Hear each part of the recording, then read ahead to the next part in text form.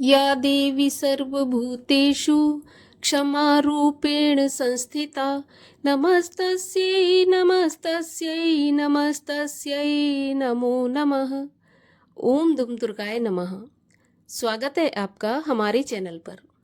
आज की इस वीडियो में आप सुनेंगे दुर्गा सप्तशती के अध्याय 7, 8, 9 और 10 की कथा। तो सभी प्रकार की व्रत कथाएं सुनने के लिए और हमसे जुड़े रहने के लिए आपको हमारे चैनल को सब्सक्राइब करके बेल आइकन पर प्रेस करना है और आज की कथा अच्छी लगे तो लाइक करना है और शेयर करना है। तो चलिए अब सुनते हैं दुर्गा सप्तशती के 7वें अध्याय की कथा। ऋषि बोले, तब आज्ञा पाते ही चंडमुंड आदि दैत्य आयुधों से सुसज्जित होकर चतुरंगिणी सेना के साथ चल पड़ी।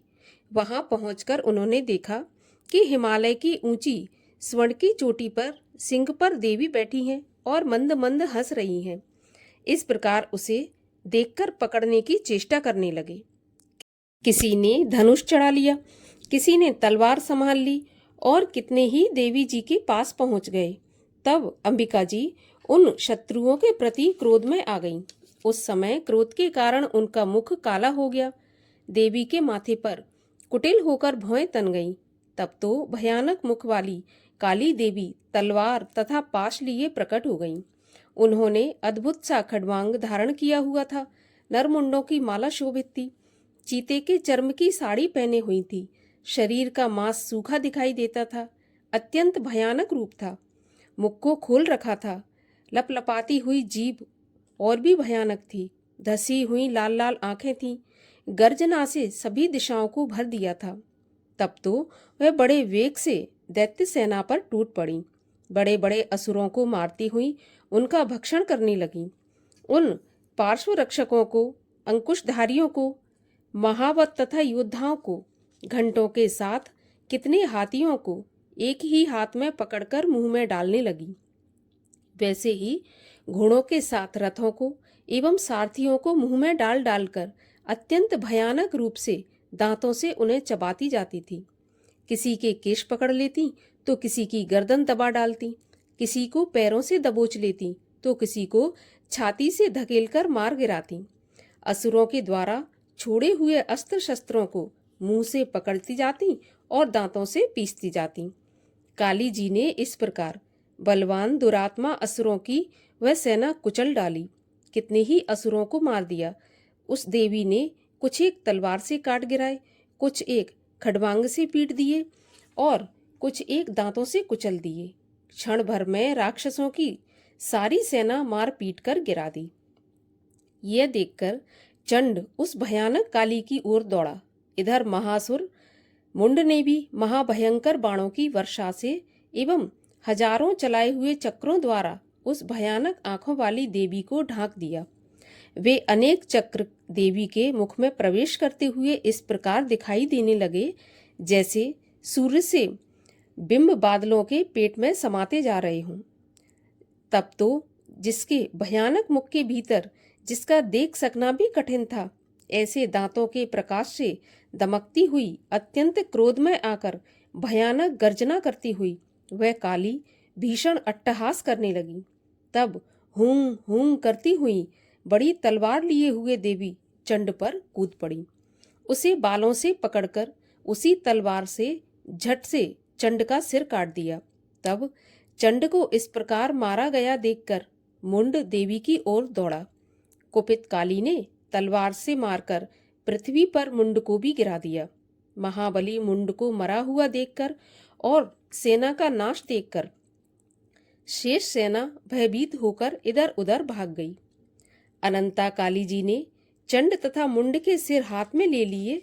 फिर भयानक अट्टहास करती हुई चंडिका के पास जाकर बोली, मैंने ये चंड और मुंड नामी महापशु आपकी भेंट चढ़ा दिए। अब तो शुंभ निशुंभ का आप स्वयं वध करना। ऋषि बोले, अपने सम्मुख लाए गए चंड मुंड महाअसुरों को देख कल्याणी चंडिका काली से ललित वचन बोली, हे देवी कालिके, क्योंकि तुम चंड मुंड को लेकर मेरे पास आई हो, इस कारण लोक में चामुंडा के नाम से तुम्हारी ख्याति होगी। 8वां अध्याय। ऋषि बोले, चंड मुंड दोनों दैत्यों के मारे जाने पर एवं बहुत सी सेना के भी क्षय हो जाने पर असुर राजा महाप्रतापी शुंभ के चित्त में भारी क्रोध पैदा हो गया। उसने सभी दैत्यों की सेना को युद्ध के लिए आज्ञा दे दी। उसने कहा, आज 86 उदायुध सेनापति अपनी सारी सेना को लेकर चलें। असुर 84 कंबू सेनापति भी अपनी सेना के साथ युद्ध के लिए निकलें और मेरी आज्ञा से 50 करोड़ वीर्य कुल के असुर तथा 100 धौम्र कुल के सेनापति सेनाओं के साथ कूच कर दें और फिर मेरी आज्ञा से कालिक, मौर्य, दोहार्द, काली के सभी असुर तैयार होकर शीघ्र प्रस्थान करें। भयंकर शासन करने वाले असुरराज शुंभ ने इस प्रकार आज्ञा देकर स्वयं भी बहुत सी सेनाओं के साथ प्रस्थान कर दिया। जब चंडिका ने देखा अब इस ओर भयानक सेना लेकर निशुंभ आ रहा है, तब तो उन्होंने अपने धनुष की टंकार करके पृथ्वी आकाश के मध्य भाग को गुंजा दिया। हे राजन, उस समय सिंह ने भी बड़ी भारी गर्जना की। फिर अंबिका जी ने घंटा बजाकर उस गर्जना को और भी बढ़ा दिया। उस शब्द को सुनकर दैत्य सेनाओं ने आकर चारों ओर से देवी, सिंह और काली के क्रोध के साथ घेर लिया।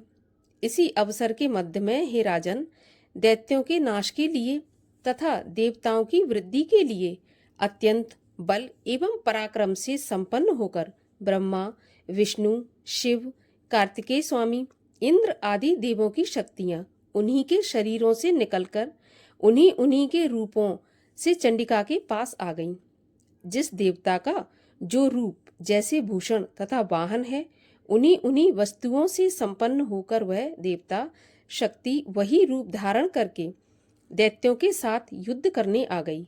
ब्रह्मा जी की शक्ति, जिसे ब्रह्माणी कहा जाता है, जो हंसों से जुते हुए विमान पर बैठी थीं, अक्षय सूत्र कमंडल से शोभित थीं, सबसे प्रथम उपस्थित हुईं।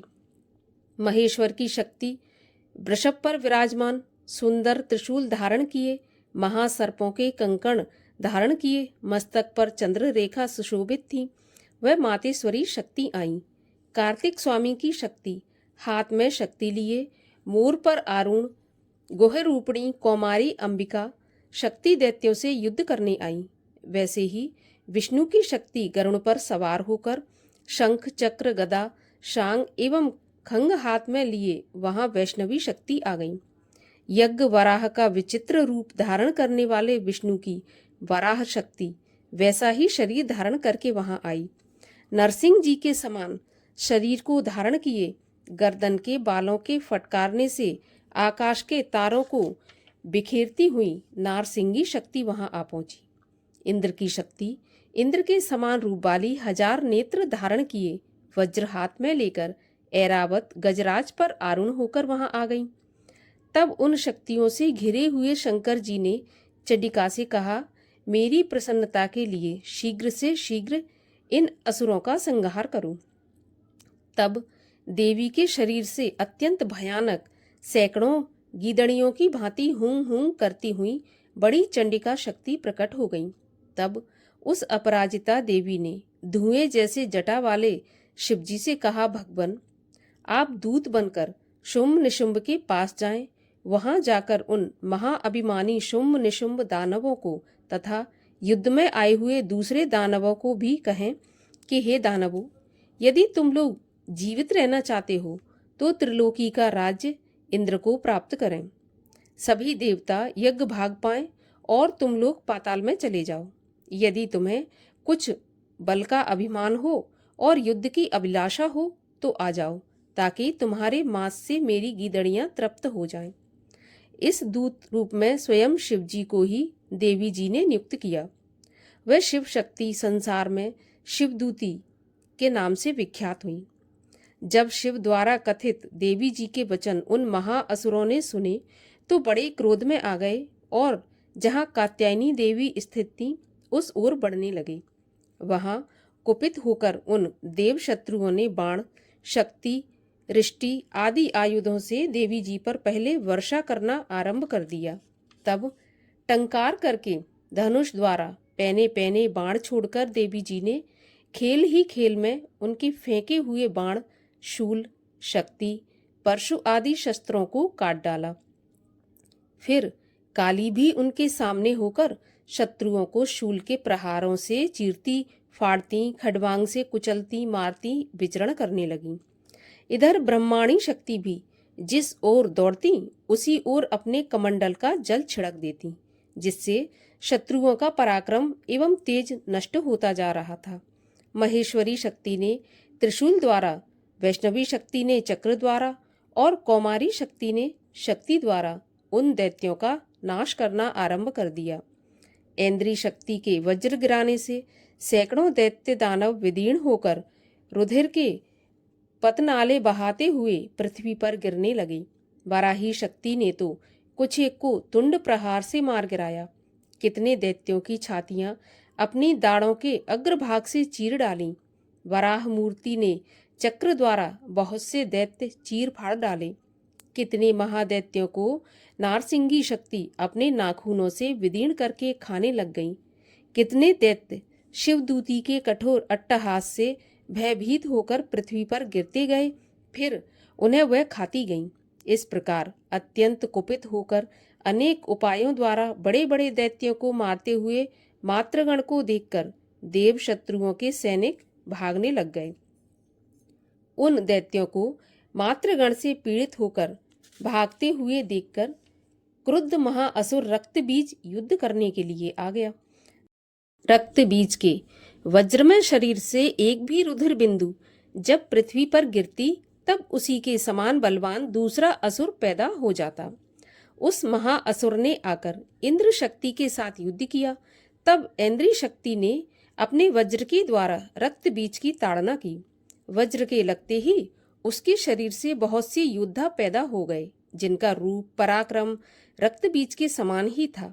जितनी भी रक्त की बूंदें शरीर से गिरती थीं, उनके उतने ही उसी के समान बलवीर पराक्रमी पुरुष उत्पन्न हो गए। वे रक्त से उत्पन्न हुए पुरुष भी अत्यंत भयानक अस्त्र शस्त्र से सुसज्जित होकर मात्र गणों से लड़ने लगे।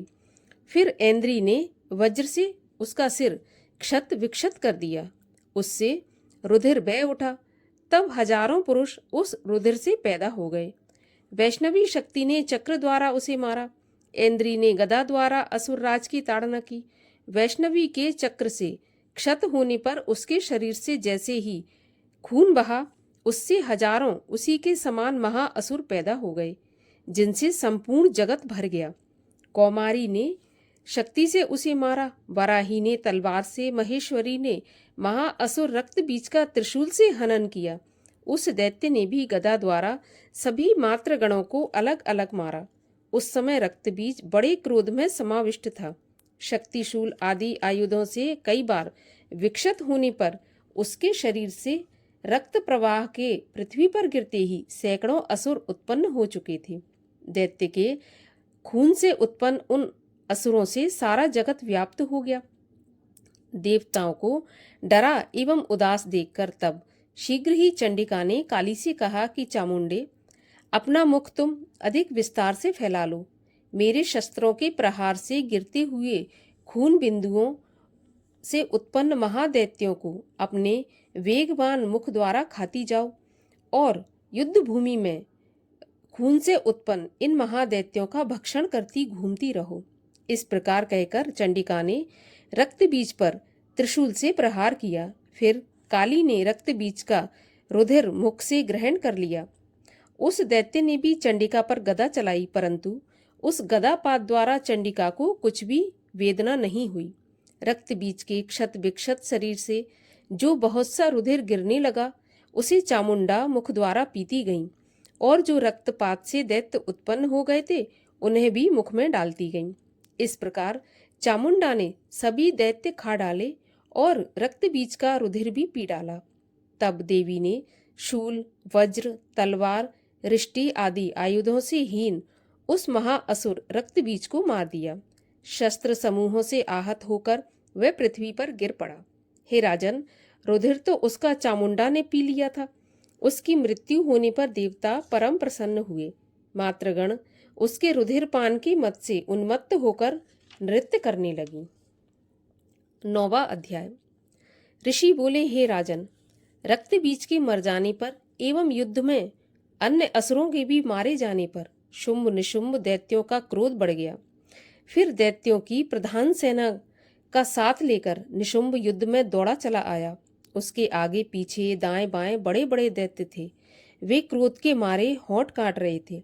शुंभ भी अपनी सेना के साथ मात्र गणों से लड़कर चंडिका को मार डालने की इच्छा से आया था।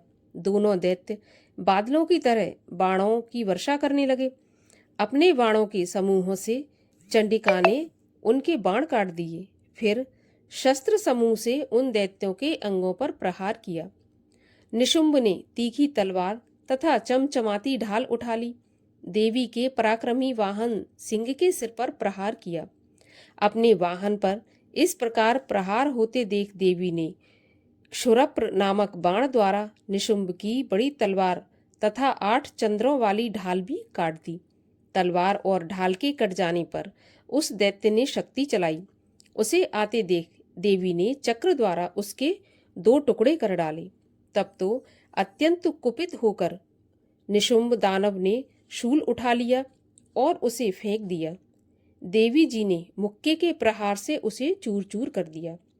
दैत्य ने गदा उठाकर फिर चंडिका की ओर फेंकी। तब देवी ने उसे भी त्रिशूल द्वारा काट दिया और वह भस्म हो गई। फिर अंत में दैत्यराज को फरसा उठाए आता देखकर देवी ने बाण समूहों से प्रहार कर उसे पृथ्वी पर गिरा दिया। उस भयानक पराक्रमी भाई निशुंभ के इस प्रकार धराशायी होने पर शुंभ क्रोध में भर गया और अंबिका को मारने के लिए सामने आया। वह रथ पर बैठा हुआ था। उसकी बड़ी बड़ी अनुपम 8 भुजाएं थीं। उनमें 8 भयंकर शस्त्र शोभायमान थे। उन भुजाओं से सारे आकाश को ढांपकर वह शोभित हो रहा था। उसे इस प्रकार आता देखकर देवी ने शंख बजाया और धनुष की अत्यंत टंकार की। समस्त दैत्यों के तेज नष्ट करने वाले घंटे का शब्द करके उससे दिशाओं को भर दिया। तब सिंह ने भी बड़े हाथियों के महामत को दूर करने वाली बड़ी भारी गर्जना लगाई। उसके द्वारा आकाश, पृथ्वी एवं 10 दिशाएं गूंज उठी। तब काली ने आकाश में उड़कर पृथ्वी पर दोनों हाथों से ऐसी ताड़ना की कि उस शब्द से पहले के सभी शब्द मंद पड़ गए। तब शिवदूती ने अमंगल रूप अत्यंत अट्टहास किया। उस ध्वनि से दैत्य डर गए। शुंभ के क्रोध का पारा चढ़ गया। फिर जबकि अंबिका ने कहा कि हे दुरात्मन, ठहर ठहर, तब आकाश में स्थित देवता जय जयकार करने लगे। शुंभ ने पहुंचकर आग बरसाती हुई भयानक शक्ति चलाई। अग्नि को पहाड़ की तरह आती देख उसे देखकर देवी ने भारी उल्का से उसे दूर हटा दिया। शुंभ ने फिर सिंहनाद किया। उससे त्रिलोकी गूंज उठी। हे राजन, उस सिंहनाद का इतना घोर शब्द था जैसे कि वज्रपात हो। उसने बाकी शब्दों को परास्त कर दिया था। तब शुंभ द्वारा छोड़े हुए बाणों को देवी ने तथा देवी द्वारा चलाए गए बाणों को शुंभ ने अपने अपने उग्र बाणों द्वारा सैकड़ों हजारों टुकड़े कर दिए। तब चंडिका ने कुपित होकर शुंभ को शूल से मारा। उसके लगते ही वह मूर्छित होकर पृथ्वी पर गिर पड़ा। इतने में निशुंभ चैतन्य होकर वहां पहुंच गया। हाथ में धनुष लेकर बाणों से काली तथा सिंह पर प्रहार किया। उस दानव राज ने अपनी 10,000 भुजाएं बना ली। फिर चक्रों का प्रहार करने लगा। तब घोर संकटों का नाश करने वाली भगवती दुर्गा ने अपने बाणों से चक्र तथा सभी बाणों को काट गिराया। तब निशुंभ दैत्य सेना से आवृत्त होकर चंडिका के वध के लिए हाथ में गदा लेकर बड़े वेग से भागा। वेग से आते हुए उसकी गदा को तीखी तलवार के द्वारा चंडिका ने काट दिया। फिर दैत्य ने शूल उठा लिया। शूल हाथ में लिए उस देव पीड़क निशुंभ को आता देखकर चंडिका ने अपना शूल वेग से चलाकर उसकी छाती बीन दी। उसकी छाती फटते ही उसकी छाती से एक और महाबली पुरुष निकला। वह खड़ी रह इस प्रकार कहने लगा। तब निकलते हुए पुरुष की यह बात सुनते ही देवी आवाज करके हंसी और तलवार से उसका सिर काट दिया। वह पृथ्वी पर गिर पड़ा। तब भयानक दाढ़ों वाला सिंह दाढ़ों से असुरों के सिर खुरच खुरच कर खाने लगा। वैसे ही काल ने तथा शिवदूती ने बहुत से दैत्यों का भक्षण कर डाला। कुछ एक घोर संग्राम से भाग गए एवं कितने दैत्यों को काली तथा शिवदूती ने खा डाला और कई तो सिंह के ग्रास बन गए। 10वां अध्याय। तब ऋषि बोले, अपने प्राण प्रिय भाई निशुंभ की मृत्यु को देखकर इस प्रकार सेना को भी मरता देख कुपित होकर निशुंभ कहने लगा, अरे दुष्ट दुर्गे, तू बल के घमंड से गर्व मत कर। अरे अहंकारिणी, तू तो अन्य स्त्रियों के बल के सहारे लड़ रही है। देवी बोली, अरे दुष्ट, मैं अकेली हूँ। संसार भर में मेरे समान दूसरी कौन है? ये तो मेरी विभूतियां हैं, मुझ में ही प्रवेश कर रही हैं। इतना कहते ही ब्रह्माणी आदि सभी शक्तियां उन देवी के शरीर में समा गईं। अकेली अंबिका देवी रह गईं। तब देवी बोली, मैं अपनी ऐश्वर्य शक्ति संपन्न अनेक विभूतियों के रूपों में यहाँ पहले विद्यमान थी। अब मैंने सभी रूप समेट लिए। अब तो अकेली युद्ध में खड़ी हूँ, तू भी स्थिर हो जा। ऋषि बोले, तब सभी देवता तथा दैत्य के देखते देखते देवी और शुंभ इन दोनों में युद्ध छिड़ गया। तीखे बाणों की वर्षा तथा भयंकर अस्त्र शस्त्र से उन दोनों का युद्ध सभी लोगों के लिए भयंकर प्रतीत होने लगा। जितने भी दिव्य अस्त्र अंबिका छोड़ती, दैत्येंद्र उन्हें निवारक अस्त्रों द्वारा तोड़ता जाता। इसी प्रकार परमेश्वरी अंबिका भी खेल खेल में हुंकार आदि शब्दों द्वारा दैत्य से छोड़े गए दिव्य शस्त्रों को तोड़ती गईं। उसके बाद असुर ने सैकड़ों बाणों से देवी को आच्छादित कर दिया। तब देवी ने भी कुपित होकर बाणों द्वारा उसका धनुष काट डाला। धनुष के टूट जाने पर दैत्य ने हाथ में शक्ति उठा ली। अभी शक्ति उसके हाथ में ही थी कि देवी ने चक्र द्वारा वह शक्ति काट डाली। तब दैत्यराज तलवार तथा 100 चंद्रमा वाली चमचमाती ढाल लेकर देवी पर झपटा। उसकी तलवार तथा सूर्य जैसी चमकती ढाल को देवी ने अपने धनुष से छोड़े हुए तीखे बाणों से तुरंत काट दिया। रथ के घोड़े तथा सारथी को भी मार दिया। धनुष तो पहले ही कट चुका था। तब तो भयानक मुद्गर लेकर अंबिका को मारने के लिए दैत्य उद्यत हो गया। देवी ने उसके मुद्गर को भी तीखे तीरों से काट दिया। फिर भी वह दैत्य मुक्का तानकर बड़े वेग से दौड़ा। जाते ही उस दैत्येश्वर ने देवी के हृदय में मुक्का मार दिया। देवी ने भी उसकी छाती पर एक चपेट जमा दी। देवी की उस चपेट के लगते ही दैत्यराज पृथ्वी पर गिर पड़ा। गिरकर भी सहसा उसी प्रकार उठकर खड़ा हो गया। तब उछलकर देवी को उठाकर आकाश में स्थित हो गया। वहां भी निराधार होकर वह चंडिका देवी के साथ युद्ध करने लगा। आकाश में उस समय दैत्य तथा चंडिका का आपस में घोर युद्ध हो रहा था। वह युद्ध मुनियों के लिए विस्मयकारक था। अब अंबिका ने उसके साथ देर तक युद्ध करते करते दैत्य को उठा लिया और उसे पृथ्वी पर पटक दिया। देवी द्वारा पटका हुआ वह पृथ्वी पर आकर खड़ा हो गया। मुक्का तानकर वह दुष्ट देवी को मारने की इच्छा से बड़े वेग से दौड़ा। तब उस दैत्य को आता हुआ देखकर देवी ने उसकी छाती में त्रिशूल भोंक दिया और पृथ्वी पर गिरा दिया। देवी के शूल से क्षत विक्षत होकर पृथ्वी पर पड़ते ही उसके प्राण निकल गए। उसका गिरना भी समुद्र, द्वीप एवं पर्वतों के साथ सारी पृथ्वी को हिला देने वाला था। उस दुरात्मा के मरते ही सारा जगत स्वस्थ एवं प्रसन्न हो गया। आकाश में भी बहुत साफ दिखाई देने लगा। पहले जो उपद्रवी मेघ उठ रहे थे तथा उल्कापात हो रहे थे, वे सभी शांत हो गए। दैत्यों के मारे जाने पर नदियां भी अपने अपने मार्ग पर चलने लगीं। उसकी मृत्यु होते ही सभी देवताओं के मन प्रसन्न हो गए। गंधर्व मनोहर गायन करने लगे, अप्सरा नाचने लगी, दूसरे बाजे बजाने लगे, वायु पवित्र होकर चलने लगी, सूर्य उज्जवल होकर चमकने लगा, शांत हुई अग्निशालाओं की अग्नियां जलने लगीं, दिशाओं की भयंकर आवाजें शांत हो गईं, प्रजा सुखी हुई और सर्वत्र शांति का साम्राज्य हो गया। इस प्रकार देवी ने देवताओं की स्तुति करने पर दैत्यों का विनाश किया। कथा अच्छी लगी हो तो एक लाइक अवश्य कर दीजिए और चैनल को सब्सक्राइब करके जाइए।